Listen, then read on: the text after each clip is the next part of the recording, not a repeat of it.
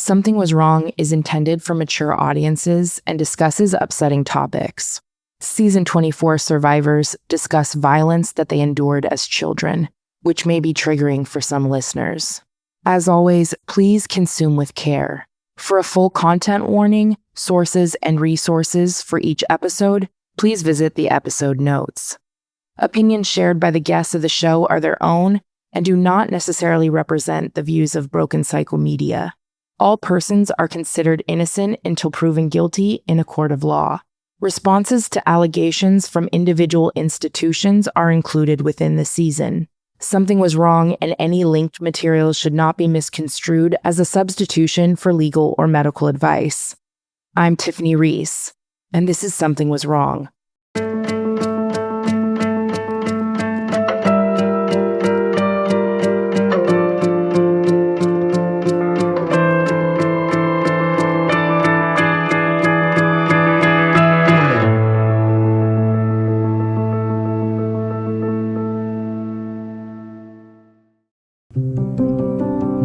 Hi, I'd like to introduce myself. I'm Terry. I'm here because I sent my son to a troubled teen facility back in 2003. I thought he would be safe. They promised me a lot of good things, and I was desperate to help him. So I sent him to a school called the Academy at Ivy Ridge, or at least I thought it was a school. Hindsight tells me that it wasn't a school. There are hundreds, if not thousands, of survivors and a lot of schools just like it. And the reason I'm doing this is because due to my son attending that program, he took his own life. I am here to tell the truth so that no other parent has to go through this. I don't ever want anybody to have their child taken from them so tragically. It's terrible when you think you're doing something to help your child and it doesn't have a happy ending. Anthony was a great kid, a lot of fun. In middle school, he joined the football team. He was a husky kid. Between 8th grade and 9th grade, all summer he worked out, dieted, and ate very healthy. And when he went back to school, he was like 45 pounds lighter. The football coach took one look at him and said, "What am I supposed to do with you now?" I think that really damaged him. His ego was hurt. In his first year of high school, he started doing steroids. Now, I didn't know at the time, but I had seen an after-school special or two. His behavior became erratic, and he was not his usual happy self. I didn't really understand what was going on at the time. But I did say to my husband, if I didn't know better, I would tell you he was doing steroids because it seems like he gets rage. We had always been close and had a very loving relationship. He really treated me well, and all of a sudden, he wasn't himself at all.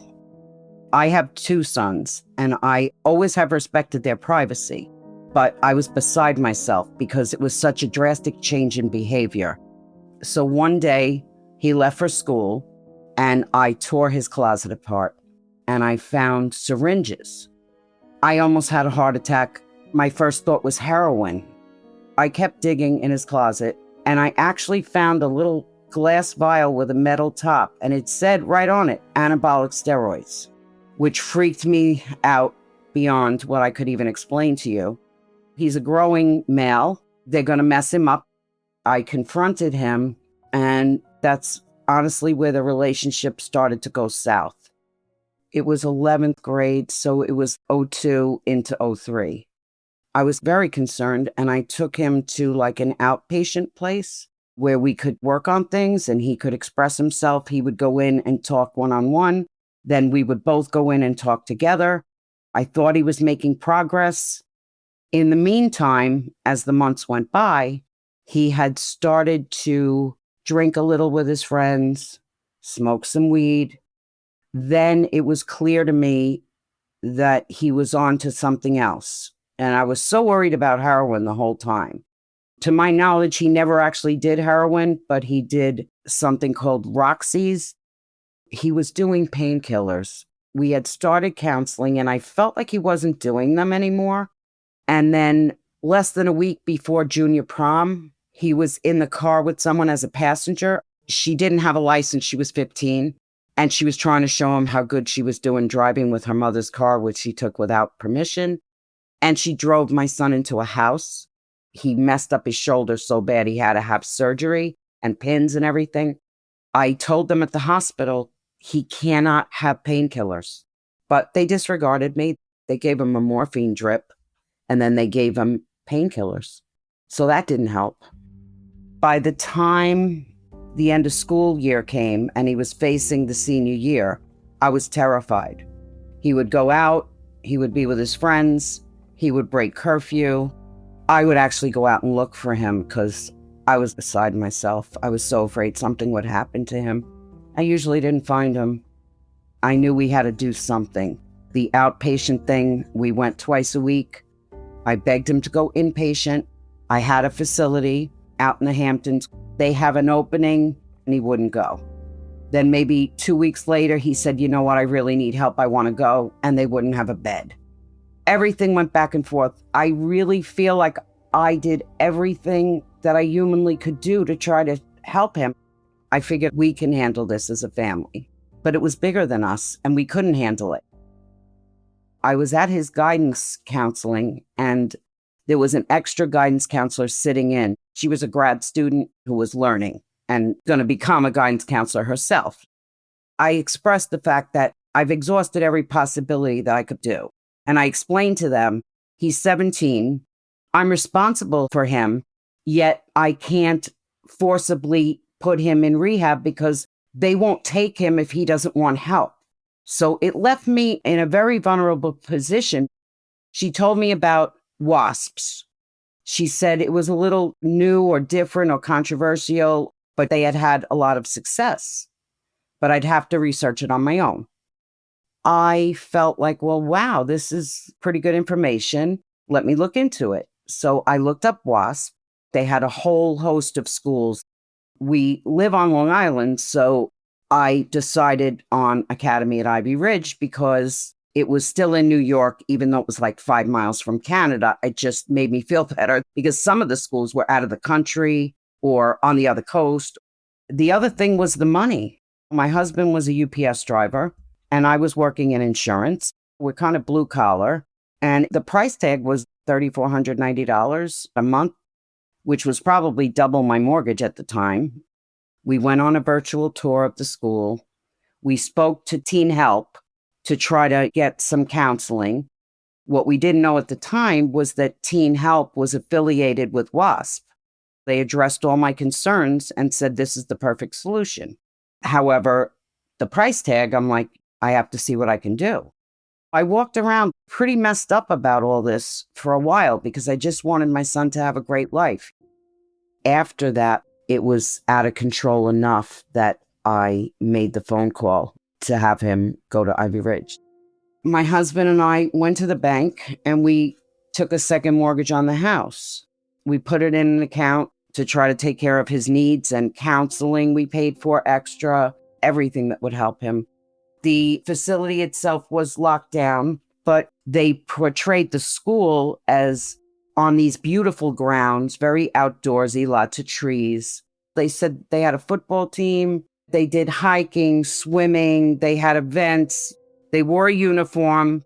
I thought it was like a military boarding school, but I thought they would treat him well. They would teach him to be respectful and not do the drugs, and thought he would get better. I felt like because it's so pricey, only certain people could really afford it. So it must be good. And I was gung-ho, all in. However, I explained to Teen Help, there was no way in hell my son was going to get in the car and drive 8 hours to Ogdensburg, New York. Wasn't going to happen. He worked out every day and he had a really good physique, and I was no match for him. Neither was my husband. They told us about Teen Escort. Teen Escort will come get your child. They don't know that they're coming. We had them scheduled to come. They would be at our home like 2 or 3 in the morning. Of course, he was sleeping, so when he woke up, he had 2 huge guys standing there telling him he was leaving the house and they were taking him. That's a hard memory for me because he was begging me not to send him, but I sent him. I just get the picture of those two men standing there and him begging for mercy and me letting them take him. I have to live with that for the rest of my life. Do you feel now that you were deeply deceived? Oh, absolutely.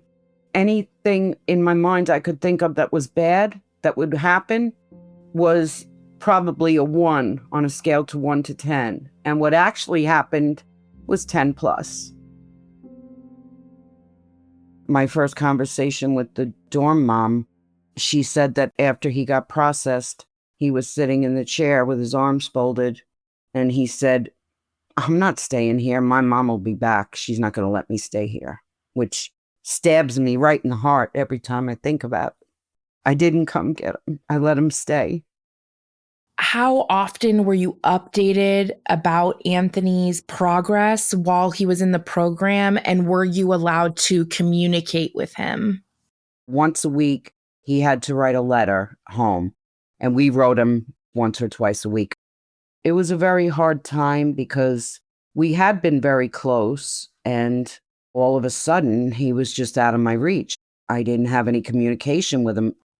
The family rep would speak to me maybe once a week. It definitely wasn't every day. She would update me on his progress, tell me if he needed anything. I would get him whatever he needed, t-shirts or toiletries. I know that I bothered them a lot to get him certain things. I had to get special permission for him to use an electric razor. He got there August 12th of 2003. And my first conversation with him where he was allowed to speak to me on the phone was December 19th, 2003. He had to earn the right to speak to me. He had to reach a certain level, and he was working hard to do it.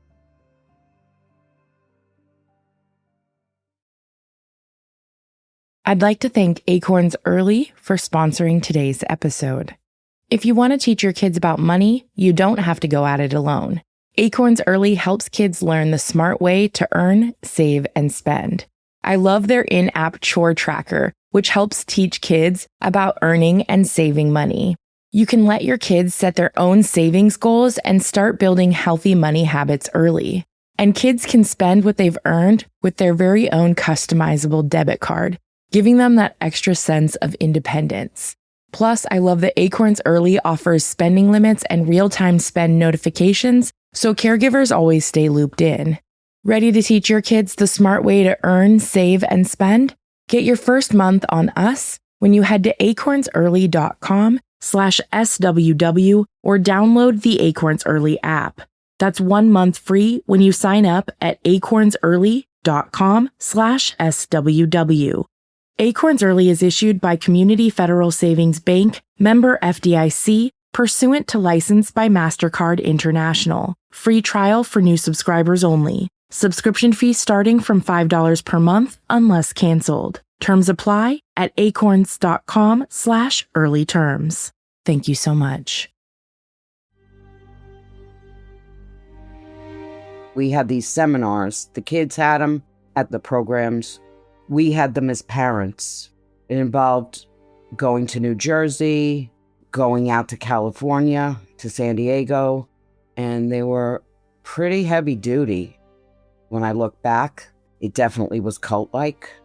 The first one, the guy in charge of it that was speaking to us scared the bejesus out of me. Dwayne, he was this really tall guy, pretty rough looking. You were afraid after a break to be like 1 minute late because he would embarrass you. At the time, I felt they were all for this really, really tough love. And I'm like, well, I guess I was doing it wrong because I'm a sap. By the time we got to the third seminar in San Diego, we did part 1. And when we left, my husband told me, I will not be doing the part 2. You need to cancel it. Because they had a group of guys dress up as the village people. He was mortified. He was so stepping out of his box that he doesn't want to step out of. I was afraid to send them that email that we wouldn't be going. because I knew they were going to come at me verbally. I said to them, I'll spare you any excuses. We're not going. I didn't give them a reason. And it was within weeks of Anthony coming home. How long did he ultimately end up spending at Ivy Ridge? 7.5 months. Originally, we wanted him to finish the program, which probably would have taken, I don't know how long. We told him when he went, he could come home on his 18th birthday in March if he had his diploma. I wanted him to finish his senior year and go on to college. That's the dream and hope I have for him, and that's what he always wanted. So he graduated high school at Academy at Ivy Ridge, but he did not graduate the program because he was at level 4, and I think he had to be at level 6. I'm not sure. He finished for his diploma in January at Academy at Ivy Ridge, but I had Academy at Ivy Ridge working with our school district to make sure he completed a curriculum to get a high school diploma from his high school. And he was able to walk with his class for graduation. So he did get 2 diplomas. One was real and one was fake. And I guess you could figure out which one was fake. Did you guys talk a lot about Ivy Ridge in the years that followed? If he did bring it up, he would seem resentful, not mad at me, but he seemed not happy. And what I couldn't understand is he didn't bring it up a lot, but even when good things were happening in his life, he would maybe mention it. He would say like, well, we weren't allowed to talk. And I would think, well, maybe you were sitting in school and you weren't allowed to talk. Or they were strict, but I didn't think you weren't allowed to talk ever at all, that you would get a consequence for talking. I couldn't even fathom that.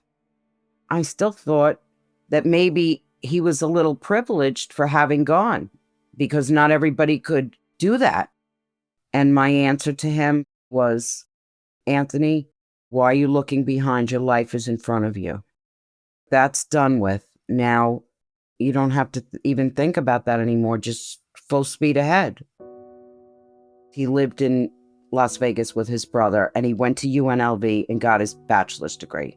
It took him quite a while to decide to go back and finish. One of my best memories is when he graduated UNLV in December.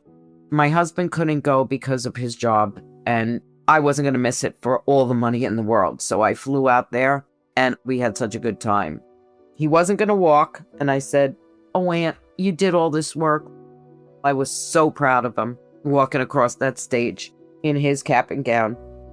After graduation, we went down on the strip, and we had a beautiful dinner, and we gambled together. Another great memory I have of him was during that time, I stayed extra because I'm going to fly all the way there. I'm going to stay. He let me take his car. One of the last days I was there, I got up and took him to work. I went to like the dollar store and I bought decorations and stuff for Christmas. And I went back and I strung lights and I made a little village. I decorated his whole apartment for Christmas because that's how I am at home. I like to decorate for every holiday. When he came in, he was like, the look on his face, I'll never forget it. My son had been away from home for 7 years. When he came home, he was living with us for like 2 years and he was saving money because he wanted to like get his own place. In May of 2021, my husband and him had a fight. And my husband told him, you're 35, you should have your own place. So he got his own place and he lived like 40 minutes from us on Long Island. He was struggling here and there. The pandemic had come around, so his thoughts to be a fitness person were kind of dashed a little bit because of the pandemic. So he got a job in a union as a laborer. It was actually a pretty good job. He lived in an apartment. He was doing good, and then it was like a roller coaster. I can't even explain it. This one particular day, he called me at like 12 noon. It was a Monday. And he said, Ma, and his voice cracked, and he said, I could really use a hug. He was despondent. So I said to him, Aunt, I'll be there. I'm coming now. So I got in my car and I went. He was laying on his bed. I never saw him like that. I mean, beyond depressed. We were talking about a lot of different things. He was so distraught. I was so concerned that I basically sat on the edge of the bed and I, with one arm, like cradled him and told him it's going to be okay. And I thought, he is so wounded. And he just came out with it. He said, Mom, you think Ivy Ridge was so good. He told me that he was sexually assaulted. And he said, I'm not going to say anything else about it. He was embarrassed. And he said the only two people that knew were his current therapist that he was going to. And he told me, and that's it in his life. I was reeling because it's 18 years after the fact.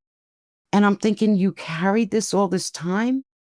I didn't even know what to say. I just held him tighter. And the two of us were crying hysterically, like I couldn't even come up with words.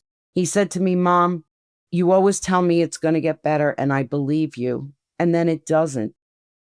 I lost it because I feel like I talked him off the ledge so many times over the years, and he always appreciated the advice. He really listened to it. But this time, everything that was going to come out of my mouth, I had said already. I'd never seen a human being so emotionally wounded. I didn't want to insult him by saying something that I'd already told him. All I did was cry. I couldn't find my voice. I felt so awful realizing that I put him into the lion's den. He did say to me, Mom, please don't tell Dad. It was very hard for me not to tell my husband. I didn't even know how to tell him. He told me that I should go home. He's like, Mom, there's a nor'easter coming. I don't want anything to happen to you. Go home. I'll be okay. But, I felt like a piece of crap leaving him. I texted him as soon as I got home. He texted me back. The next morning, he called me. It was maybe 8:45 in the morning. He said, Mom, I'm going to stop by. I said, okay. So he came by. I was at the sink washing vegetables. I never even heard him come in. I just turned, and he was sitting on the love seat in the living room. I can't explain it. It was a feeling and a vibe he was giving off that I didn't like. I had my sister here who's older than me, and she was going to stay a few days. So we went out to the garage and had a cigarette. And he was kind of quiet. He was showered, dressed. He said to me, Mom, I'm going to go. And I was like, Anthony, please don't go. Please. I wanted to grab his arm, but I know he would have pulled away because he was determined to leave. I asked him numerous times to please stay. Aunt Nancy's making your favorite dinner. He's like, no, Mom, I'm going to go. Always, when I left him or he left me, we always told each other, I love you. So he told me he loved me and hugged me. And I watched him walk down the driveway. And of course, now I realize he came over to say goodbye. About 45 minutes later, the siren went off. And I dropped to my knees in the kitchen. I put my head in my hands. And I said, the drain. My husband was walking by, and he just looked at me with a look of being afraid. I checked my phone after the siren went off, and it was a text from him from a couple minutes before the siren went off saying, I love you, Ma. And I'm like, you just were here. You told me you love me. You hugged me. Why are you telling me you love me again? Like, I got scared. Call it mother's intuition. After I went to my knees in the kitchen, I collected myself, stood up, and went back to the sink, cleaning vegetables. And then my neighbor next door, she's like my sister. We've been neighbors for 37 years.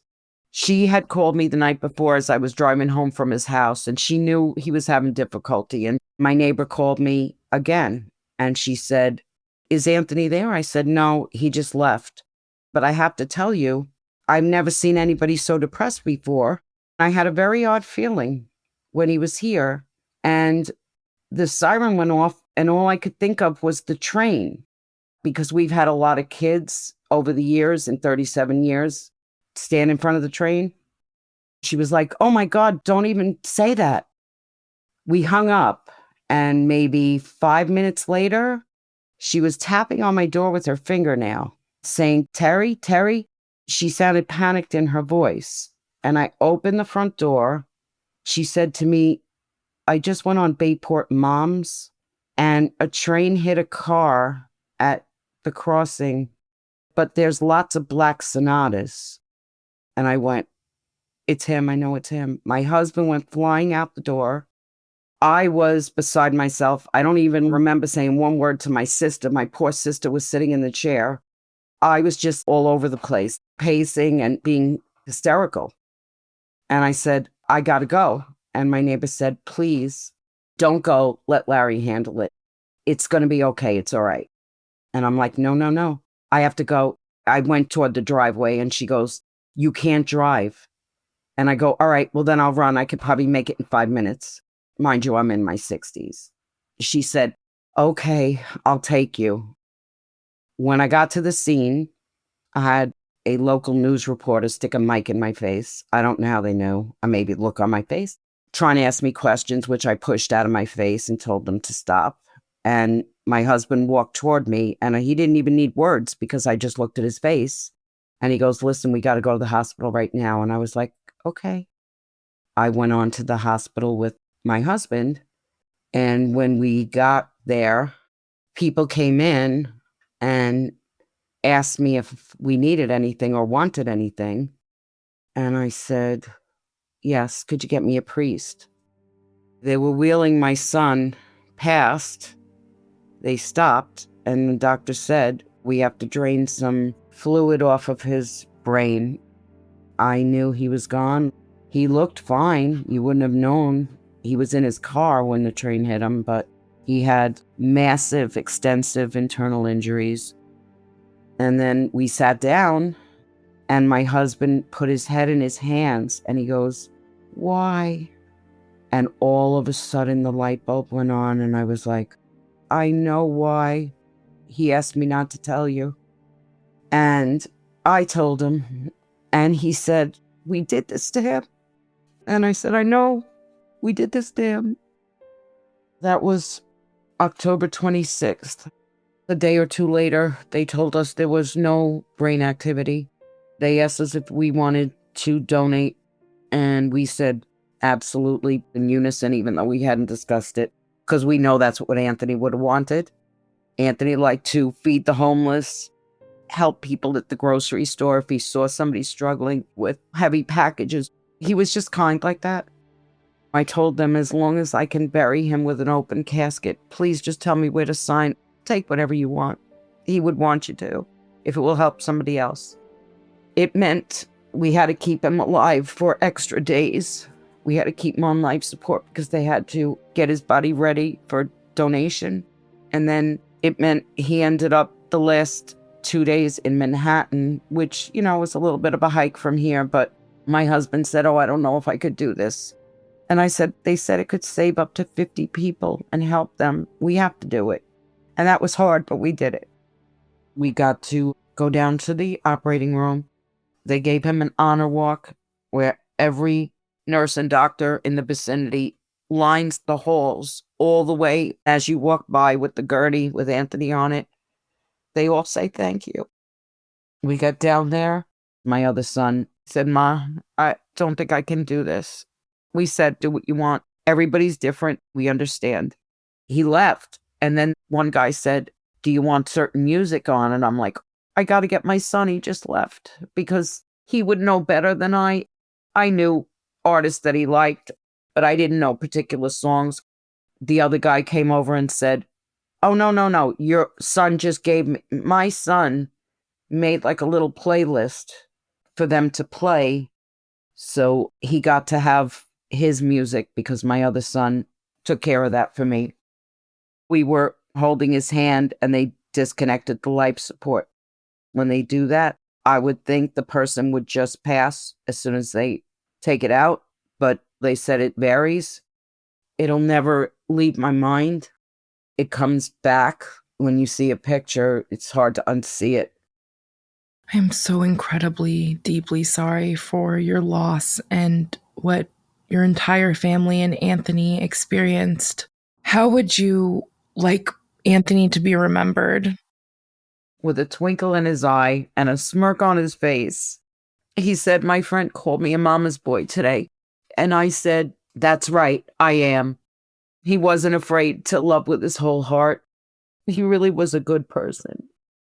He was like me, very emotional, wore his heart on his sleeve, but always up for a good time, always ribbing and kidding me, and very loving. His hugs were the best, and I think I miss his hugs the most. The people that run these schools, I don't think they realize this is just the agony of one family. I just don't think they understand what they do to the survivors. And I feel these people are getting away scot-free. It's just not right. It's not fair. Nothing has happened to them. They just get richer. They're told to close their schools. They close and they reopen, sometimes at the same location, under a different name. And they just keep scamming people. I don't know how you could enjoy the money, knowing what you're leaving behind. Wreckage.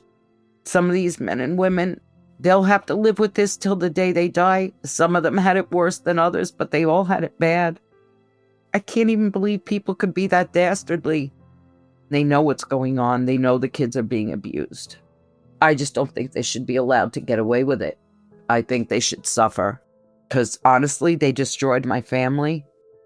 They destroyed my other son and my husband and me, and a lot of his aunts and uncles and cousins and friends. They shouldn't be allowed to do this to people, to destroy all those kids. It's a mortal sin. After he was gone, I remembered something he said to me a couple weeks before. His therapist's name was Lily. He said, "I told Lily something that I've never told another human being." And I go, "Really? That's really great." Hindsight said, should I have asked him more? I was going to. And then I felt like he's a 35-year-old man. He went to counseling on his own. What he tells his therapist is between them. I was curious, but I certainly wasn't going to pry into his life. That did occur to me later. What if I had said, "Anything you want to talk about?" 15 months after we buried him, I was sitting in my living room and his voice came into my head, and I was back at a conversation he was having with me. He was on his way out. He had brought up Ivy Ridge, and I'd say things like, "Do you think you would be where you are now if I hadn't have sent you there?" Thinking I did a great thing. And he looked at me and he said, "Ma, if you don't believe me, go on to YouTube. Look up wasps. Just do it." Unfortunately, I never did it. I figured you're home, you're okay, you're in college. To me, it was a closed book. 15 months after his funeral, it was like February, and I was in the house, cooped up, and his voice popped into my head saying that. And I went on to YouTube. I went into WASP survivors. I would say at that point, I entered the twilight zone.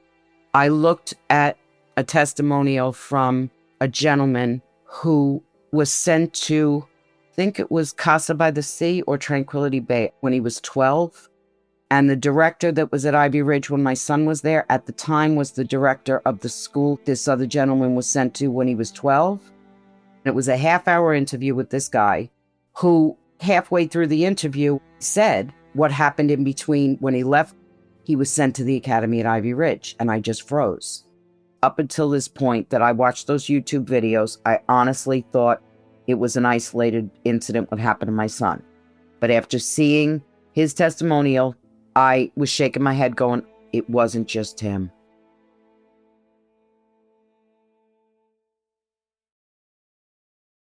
This episode is sponsored by Fume Zero, the brand new grab-and-go flavored air device from Fume.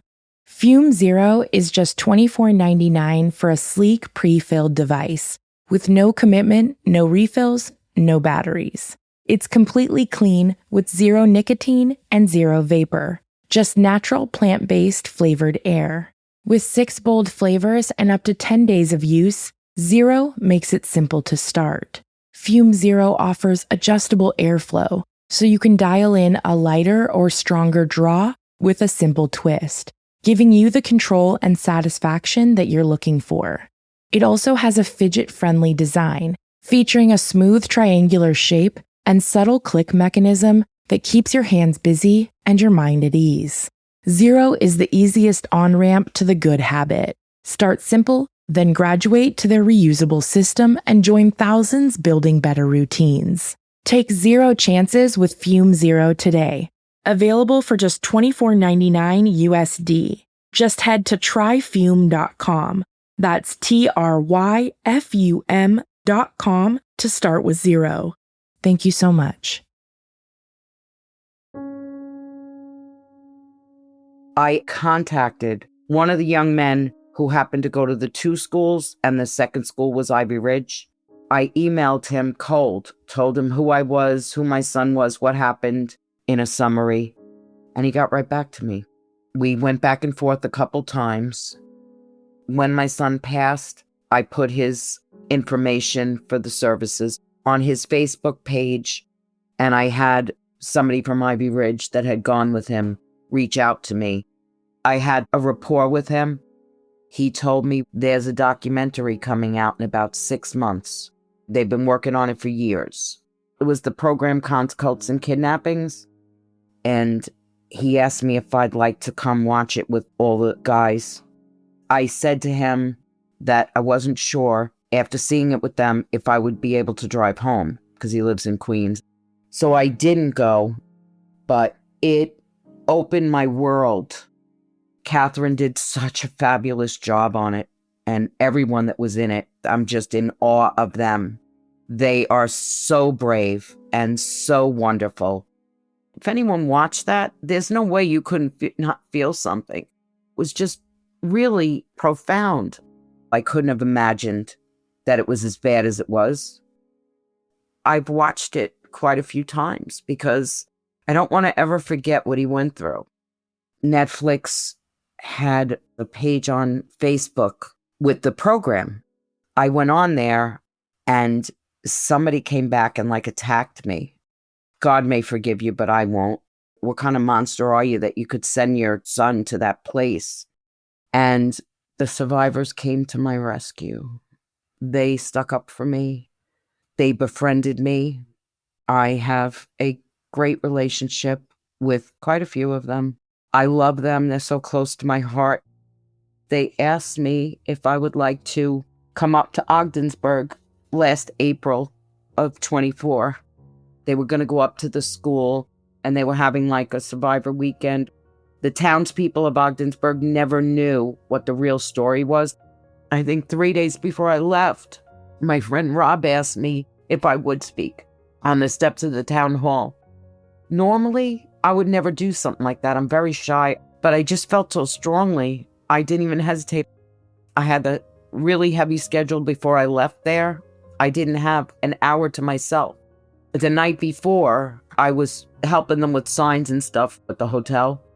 When I got back to my room, I think it was after midnight, I had to speak at 12 noon. The words just flowed out of me. It was the most normal I've felt in years. They made me feel welcome. I felt close to Anthony. I felt like I understood their pain because I watched it, but I didn't know what it was at the time. Even the townspeople were so supportive. The survivors are my favorite people in the whole world. I just have so much respect for them and how much they've been through and how they want to comfort me when I'm the other side. But they embraced me. There was one girl in particular at first that defended me when people got on me, and we kept messaging back and forth from last April to this past February. I got a call that she passed away and that her service was going to be at 5 o'clock, and it was 10 in the morning. I jumped in the shower. I threw things in a bag. I looked at my husband and I said, I have to go. He knew that I had a friendship with her. She had done some artwork and made my son's picture into a beautiful angel. She was in her late 30s. I could not believe that she passed away. It makes me more angry because her brother was also in the program before her, and he passed away. She was like my rock, and I was there for her as well. I just couldn't believe that she wasn't here anymore. I still can't believe it. This just happened a couple months ago. The worst part about all this is some of the young men and women told me that their parents still don't believe them. Even after the documentary, I can't believe that they don't believe. I've even said, I'll speak to, if you want me to, but they're like, it doesn't matter. They're not going to believe it. That floored me, because on top of everything, to have your mother and father then believe that you're telling a lie. Honestly, if my son had told me the truth from the beginning, I would have immediately been in his corner. Absolutely. And I would have went after them, which I think he might have not told me for that reason, because he didn't want it out there. The only reason I'll put it out there now, I don't feel like I am violating the trust, because now my son is an angel. He's in paradise. He's watching me going, okay, Mom, it's okay. I know he is. I'm glad he told me, because if he hadn't told me, I always would have wondered, is there anything I could have done? I honestly think he told me because he wanted me to know that they did this to him, to know the truth, and he knew what he was going to do. I feel so bad for everyone that's not here, that is here and suffers and can't get the memories out of their head. I know life goes on, but it never goes away. It's always there. You're having a good time, and then all of a sudden it'll pop in your head and you could feel your heart actually sink. I'm never going to be free again. I'm always going to carry it, and I'm always going to have that memory. It's very hard to live with, knowing that you tried to help your son and it hurt him instead. I think that's the hardest thing of all. Do you think that Anthony knew that your intentions were to help him? Well, I can tell you he sent me a lot of signs.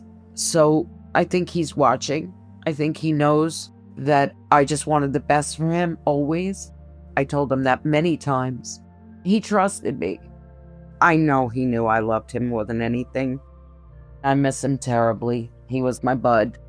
I try to honor him, which is why I went up to Ogdensburg. I've written letters to senators, and anytime there's a bill up, I always back it up. I'll do anything just to put a stop to this. And that's what's so remarkable about the survivors. The ones that were hurt so much are the kindest, and it doesn't seem right. They're the first one to stick their hand out and put their arm around you and console you when they're hurting so bad. It's a great honor to speak with you and be able to share a bit of Anthony in hopes that we can continue to try to make change and get every single one of these fucking places shut down. I am a strong believer that Anthony is with you and is seeing all the amazing things you're doing to advocate for survivors, and you're still fighting for him. I will fight for him till the day I die.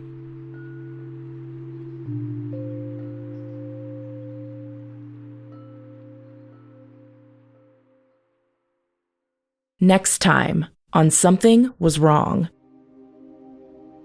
Month 3 or 4, my parents could come out and visit. We do in-person family therapy. And then if we were on the appropriate level, we could go off-site with them for a couple hours. And so my dad took me to lunch. I was in such a state of fear. He could only take me to lunch and then return me. We're sitting in the restaurant and I had to go to the bathroom. And I looked at my dad and I was like, can you come stand outside the bathroom? And he was like, why? I hadn't gone to the bathroom unsupervised. And I was just so afraid to be in a public bathroom by myself that somehow I was going to do something wrong and I was going to get in trouble. Something Was Wrong is a Broken Cycle Media production. Created and produced by executive producer Tiffany Reese, associate producers Amy B. Chesler and Lily Rowe, with audio editing and music design by Becca High. Thank you to our extended team, Lauren Barkman, our social media marketing manager, Sarah Stewart, our graphic artist, and Marissa and Travis from WME. Thank you endlessly to every survivor who has ever trusted us with their stories. And thank you, each and every listener, for making our show possible with your support and listenership. In the episode notes, you'll always find episode-specific content warnings, sources, and resources. Thank you so much for your support. Until next time, stay safe, friends.